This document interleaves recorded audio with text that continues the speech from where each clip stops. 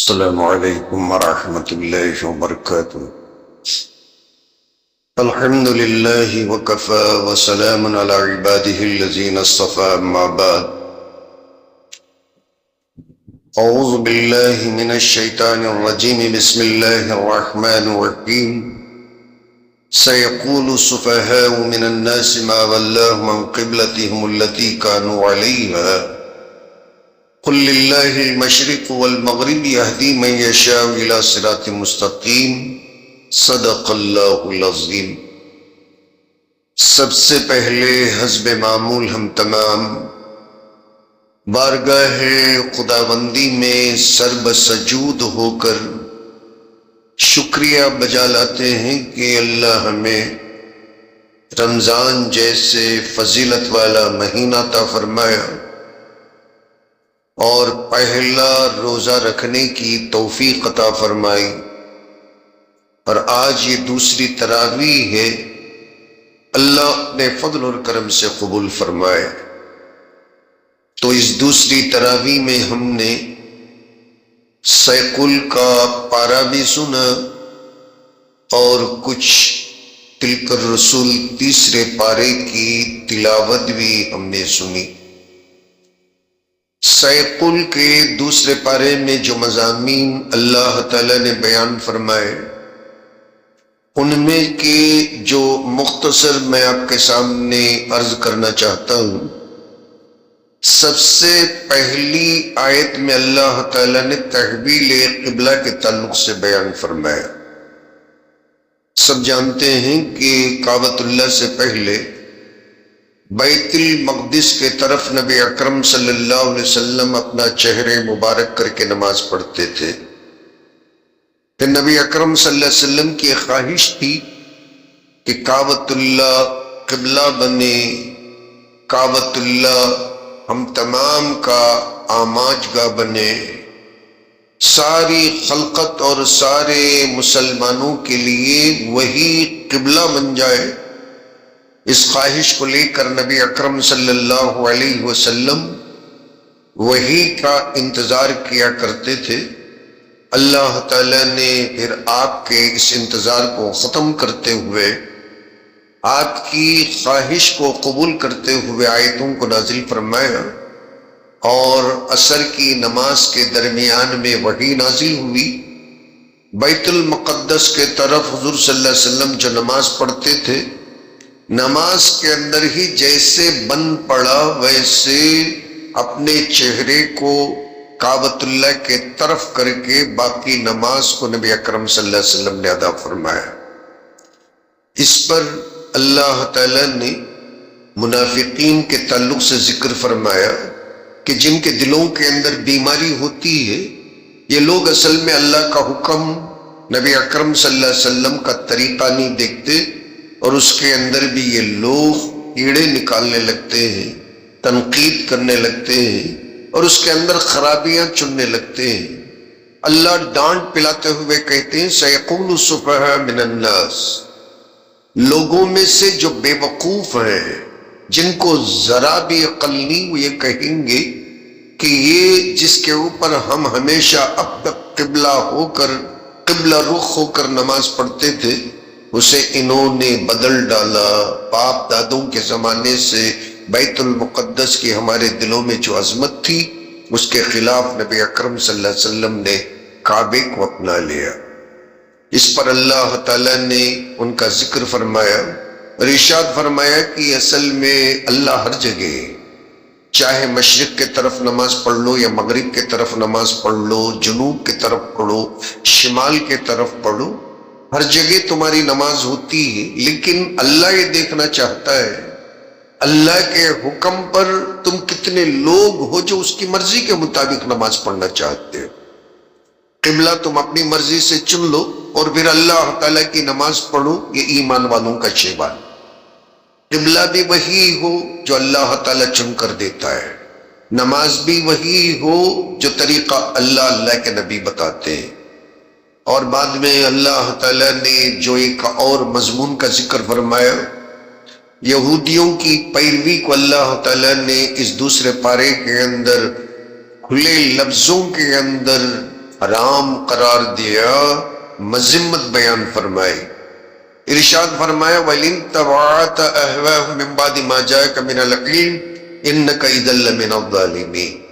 اتنا سب کچھ یہودیوں کے بارے میں معلوم ہونے کے باوجود بھی، کہ گھسپیٹی ہونے کے بعد بھی، یروشلم کے، فلسطین کے، وہاں کے لوگوں پر زمانے سے ظلم کرتے آ رہنے کے باوجود بھی، اگر تم انہی کے فیشن کو اپنانا چاہتے ہو، بیت المقدس انہی کی جاگیر اگر سمجھتے ہو، اور پھر انہی کی باتوں کے اندر تم اپنی زندگی گزارنا چاہتے ہو، تو اللہ فرماتے ہیں کہ اتنا سب کچھ اللہ کے بولنے کے بعد بھی کہ تم یہودیوں کے طریقے پہ نہ چلو، اتنا اللہ کہنے کے باوجود بھی اگر تمہیں اللہ کی بات سمجھ میں نہیں آتی ہے، پھر تو اللہ فرماتے ہیں اِنَّكَ إِذًا لَمِنَ الظَّالِمِينَ، پھر تو تم ایسی صورت میں ظلم کرنے والے، نقصان میں پڑنے والوں میں سے ہو جاؤ گے۔ تو یہودیوں کی پیروی سے بھی اللہ تعالیٰ اس دوسرے پارے کے اندر مسلمانوں کو روکتا ہے اور منع فرماتا ہے۔ دوسرے پارے کے اندر ہی جو اہم مضمون اللہ بیان کرتے ہیں کہ جو لوگ اللہ کے راستے میں شہید ہو جاتے ہیں وہ مردہ نہیں ہوتے، وہ زندہ ہوتے ہیں، اور ان کی زندگی کیسی ہوتی ہے قبروں میں اللہ کے سوا کوئی نہیں جانتا۔ جیسے ماں کے پیٹ کے اندر بچہ زندہ ہوتا ہے تو کھیلتے کیسا ہے، سوچتا کیسا ہے، کھاتا کیسے ہے، یہ ساری چیزیں ہم دنیا والے نہیں جانتے، مگر اللہ جانتے، اللہ ان سے پالتے۔ تو ایسے ہی جسے اللہ قبر کے اندر پالنا چاہتے ہیں تو ضرور پالتے ہیں، اور پھر قبر کے اندر زندہ رہ کر پرورش پانے والے وہ لوگ ہیں جو اللہ کے راستے کے اندر اپنی جان قربان کر دیتے ہیں، اور جن کو ہم شہداء کہتے ہیں۔ اور ایک مضمون وہ بھی ہے مسلمانوں کے تعلق سے اللہ جو سورہ بقرہ کے اندر سیقل کے پارے میں بیان کیا۔ اللہ تعالی ایمان والوں کو آزمانے کے لیے طرح طرح کی آزمائشوں کے اندر مبتلا کرتا ہے، اور کبھی جان کے فتنے میں، آزمائش میں مبتلا کر کے، تو کبھی مال کے فتنے میں، کبھی بھوک کے فتنے میں، کبھی فصل، کبھی کھیت کھلیان کے نقصان میں مبتلا کرتے ہوئے بھی اللہ تعالی مسلمانوں کی آزمائش فرماتا ہے۔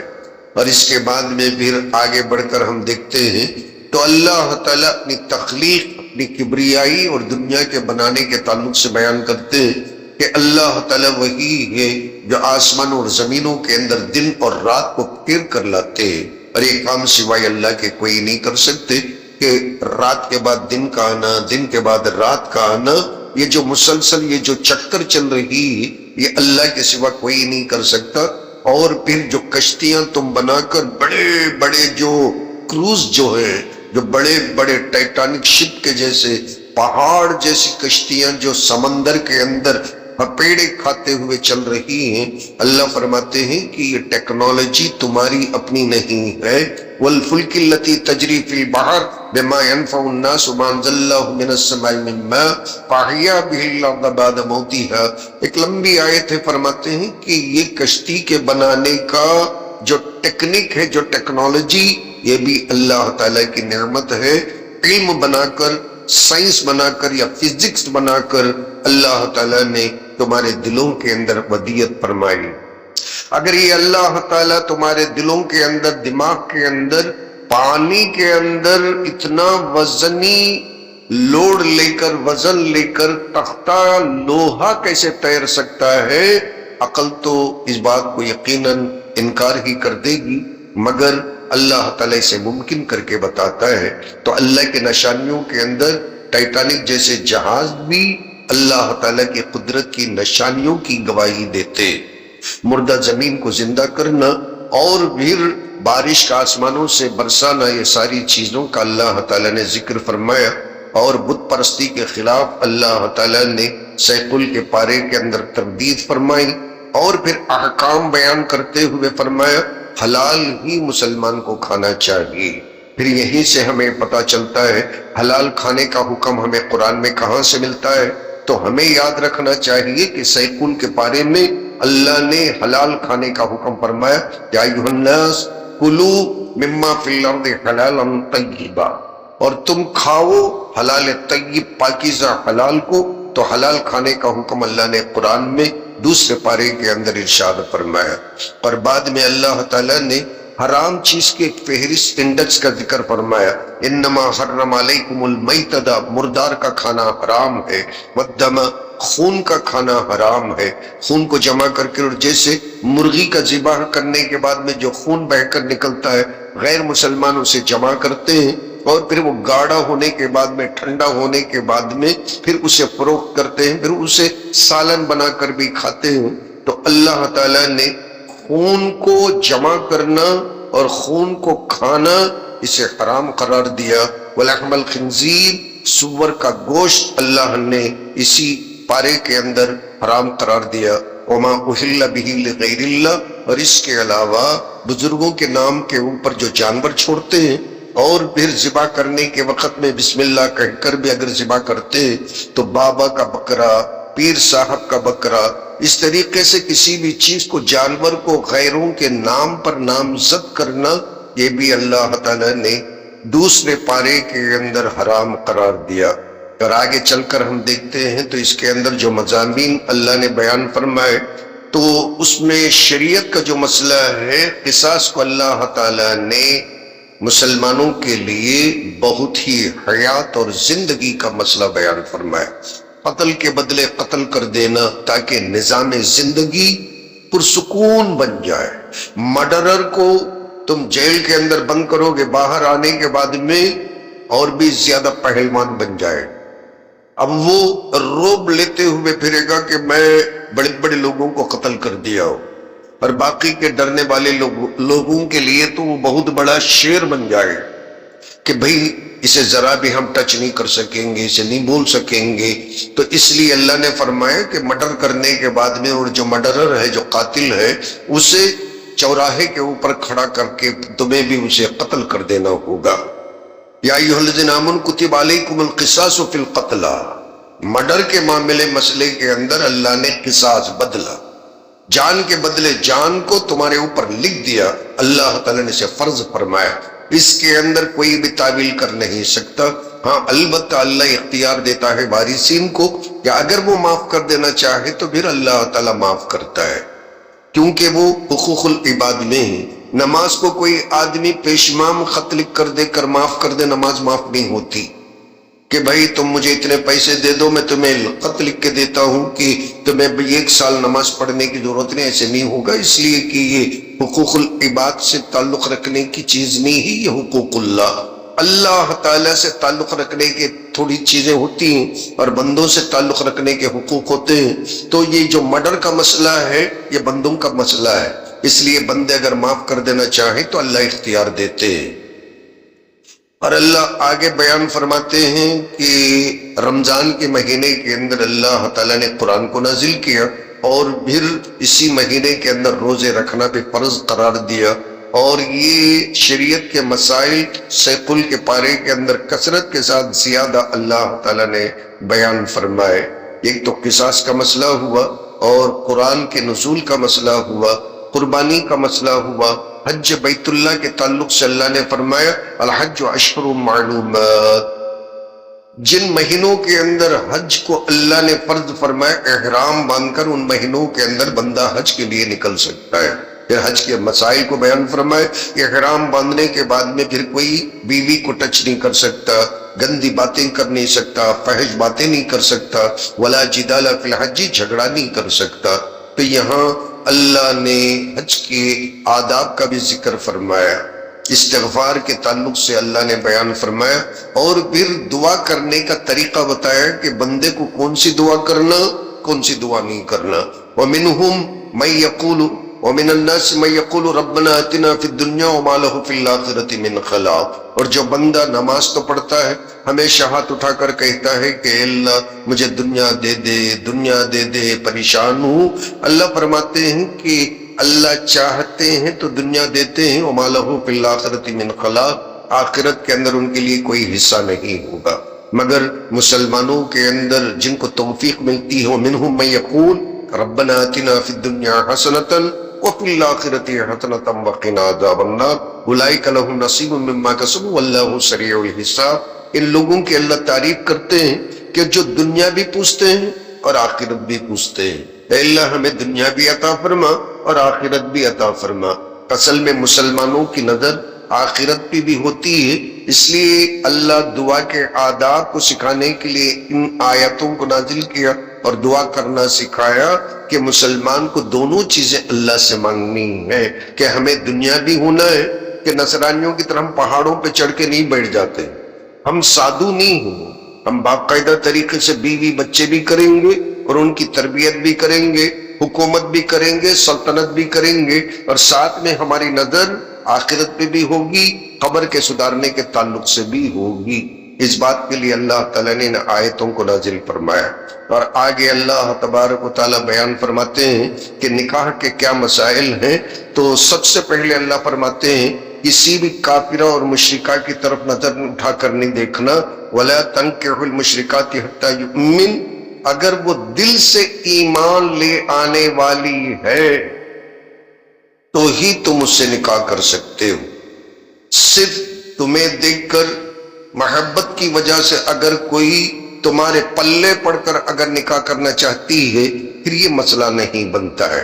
اللہ کے لیے ایمان لے آنا، کوئی بھی کافرہ کوئی بھی مشرکہ تو مسلمان اس سے نکاح کر سکتا ہے۔ اور باقی یہ جو لو جہاد کی باتیں ہوتی ہیں یا پھر نہیں، تو صرف مسلمان غیر مسلمان لڑکی سے صرف محبت کی وجہ سے ٹیمپرری طور پر وہاں کلمہ پڑھا کر جو مسلمان بناتا ہے، بعد میں چل کر مسائل کیا ہوتے ہیں ہم دیکھتے ہیں کہ 2 دن مسلمان رہ کر تیسرے دن پھر بٹو لگا کر اپنے وہاں چل کر ایک بہت بڑا فتنہ رونما کرتی۔ اس لیے اللہ تعالیٰ نے منع فرما دیا کہ مسلمان کو مسلمان سے نکاح کرنا چاہیے، اگرچہ کہ بہت ہی غریب کیوں نہ ہو۔ وَلَوْ أَعْجَبَتْكُمْ، غریب مسلمان چھوکری ہے اور تمہیں یہ بات بڑی عجیب لگے گی کہ بھئی میں تو بہت بڑا مالدار ہوں اور یہ غریب چھوکری ہے اور اس سے مجھے کیا نکاح کرنا ہے، مگر اللہ فرماتے ہیں کہ اسی میں تمہارے لیے بہتری ہے۔ تو نکاح کے آداب اللہ تعالیٰ نے اس میں بیان فرمائے، اور پھر عورتوں کے تعلق سے جو مینسس اور ڈیٹس اور ان کے جو نماز نہ پڑھنے کے دنوں کے مسائل ہیں اس کا بھی اللہ تعالیٰ نے ذکر فرمایا کہ عورتوں کے قریب کب جانا چاہیے اور کب نہیں جانا چاہیے۔ ان دنوں کے اندر اس چیز سے پرہیز کرنا چاہیے جو اپنی ضرورت زندگی کے تعلق سے، تو اللہ نے بیان فرمایا کہ ایسا ہو نہیں سکتا، تو ان دنوں کے اندر کوئی اپنی ضرورت کو پورا کرے تو پھر یہ حرام ہے، ان کو تو توبہ کرنا چاہیے۔ اس لیے اللہ فرماتے ہیں کبھی ایسا ہو جاتا ہے ان اللہ یحب التوابین ویحب المتطہرین، تو پھر اس کے بعد میں اللہ فرماتے ہیں کہ پھر تو عورتیں تمہاری کھیتیاں ہیں، پھر جیسے چاہے تم انہیں استعمال کر سکتے ہو۔ اس پر لے دے کر بہت بڑا واویلا ہوا، اس پر میں نے بیان بھی کیا۔ یہاں میں آپ کے سامنے مختصر ہیڈ لائنز کی طرح آپ کے سامنے اس کی سرخیاں پڑھ کر سناتا ہوں، اور اس کے اندر بہت سے مضامین ہیں، مگر جو اہم مضامین ہیں ان مضامین کی طرف میں آپ کو اشارہ کرتے چلتا ہوں۔ جو لوگ کہتے ہیں کہ 3 طلاق نہیں 2 طلاق ہیں، اللہ نے بھی فرمایا کہ 2 ہی طلاق ہیں، مگر تیسرے طلاق کو اللہ اس لیے سیقل کے بارے میں ذکر نہیں کیا کہ 3 طلاق دینے کے بعد میں بندے کو بندی کی طرف نظر اٹھا کر دیکھنا بھی جائز نہیں رہتا ہے۔ اس لیے فرمایا بھلائی اس میں ہے کہ 2 طلاق دے، پھر انتظار کر لے، 3 مہینوں کے اندر دونوں کا دل پھر سے آمادہ ہوتا ہے، راضی ہوتے ہیں تو تم سمسار کر سکتے ہو۔ اس لیے اللہ جہاں گنجائش ہے اس گنجائش کو قرآن کے اندر بیان فرماتے ہیں، اور جہاں گنجائش نہیں ہے وہ حدیثوں کے اندر نبی اکرم صلی اللہ علیہ وسلم بیان فرماتے ہیں کہ 3 طلاق ایک ساتھ دینے کے بعد میں گنجائش نہیں۔ اس لیے گنجائش جہاں ہے اللہ فرماتے الطلاق مرتان، 2 طلاق کے اندر گنجائش ہے۔ کیسے؟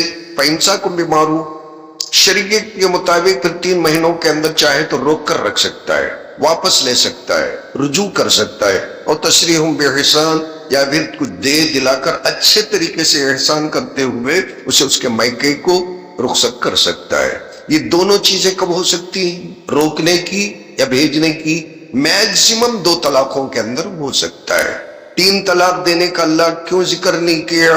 3 طلاق دینے کے بعد میں نہ امساک بمعروف، ٹھڈی پکڑ کر بھی رکھ نہیں سکتا، بیوی کے پیر پکڑ کر بھی رکھ نہیں سکتا۔ رکھنے کے لیے 2 طلاقیں بس اس کی گنجائش ہے. اگر نکال ہی دینا ہے تو پھر ایسی صورت میں بھی 2 ہی طلاقیں کافی ہیں. 3 طلاق دینے کے بعد میں رکھنے کی گنجائش نہیں رہتی، اس لیے اللہ تعالیٰ نے ذکر نہیں فرمایا. مگر اس باتوں کو فقہ کی روشنی میں نہ سمجھنے کی وجہ سے لوگ 3 طلاقوں کے دشمن بن گئے، اور بد نصیبی سے 3 طلاقوں کے تعلق سے پارلیمنٹ میں بہت سارے لوگ بہت کچھ کہنے کے باوجود بھی لوگوں نے اس بل کو پاس کیا اور پھر شریعت کے اندر مداخلت کیا. بیوہ کی عدت کے تعلق سے بھی اللہ نے قرآن کے اندر بیان فرمایا کہ اور جو شوہر گزر جائے اس کی عدت کتنی ہے، تو فرمایا والذین یتوفون منکم ویذرون ازواجا یتربصن بانفسہن 4 اشہر وعشرا، 4 مہینے 10 دن. یہ اللہ نے قرآن کے اندر اپنے لفظوں کے اندر بیان فرمایا، اور اس کے بڑے سخت احکام ہیں. عورت بن نہیں سکتی، باہر نکل نہیں سکتی، اپنی جگہ رہنا، یہ ساری چیزیں حدیثوں کے اندر نبی اکرم صلی اللہ علیہ وسلم نے ذکر فرمایا. اور پھر اس کے بعد میں آگے بڑھتے ہوئے اللہ تعالیٰ نے جو احکام بیان فرمائے تو اخیر میں حضرت داؤد علیہ السلام کے زمانے میں اور پھر جالوت اور طالوت کے جنگ کے تعلق سے ارشاد فرمایا.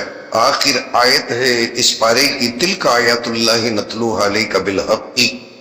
جتنی شریعت کی باتیں اور جتنی اللہ نے اپنی جلالت کی باتیں اور پھر اپنی کبریائی کی باتیں بیان فرمائی، یہ انسان سے تو ہو نہیں سکتا کہ بیوہ کو کیسے رہنا، حائضہ کو کیسے رہنا، منسس والی عورت کو کیسے رہنا، نکاح کس سے کرنا، نکاح کرنے میں فائدے کیا ہے، غیر مسلمان سے نکاح کرنے میں نقصان کیا ہے. یہ جو دوسرے پارے میں اللہ نے بیان فرمایا جیسے مرڈر کرنے والے کو قتل ہی کر دینا چاہیے، یہ ساری باتیں اور جو اللہ نے بیان فرمائی یہ انسان کے دماغ میں آنے کی باتیں نہیں ہیں.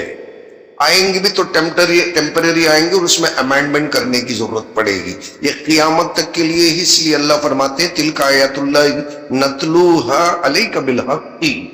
حق کے ساتھ اللہ قرآن کے اندر ان آیتوں کو پڑھ کر آپ پر اللہ کے نبی سناتا ہے.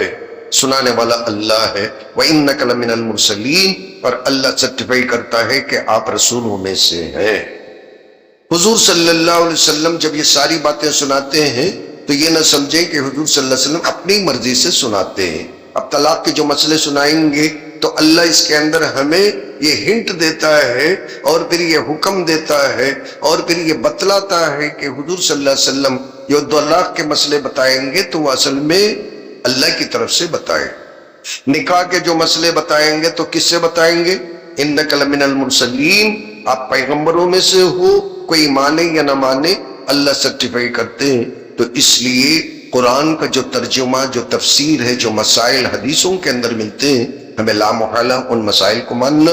ایسا نہیں کہ قرآن کو پڑھ کر اگر ہم حدیث کو چھوڑ دیں گے، بار بار یہ بات ہمارے سامنے آتی ہے کہ ہم قرآن کو مکمل طریقے سے سمجھ نہیں پائیں گے.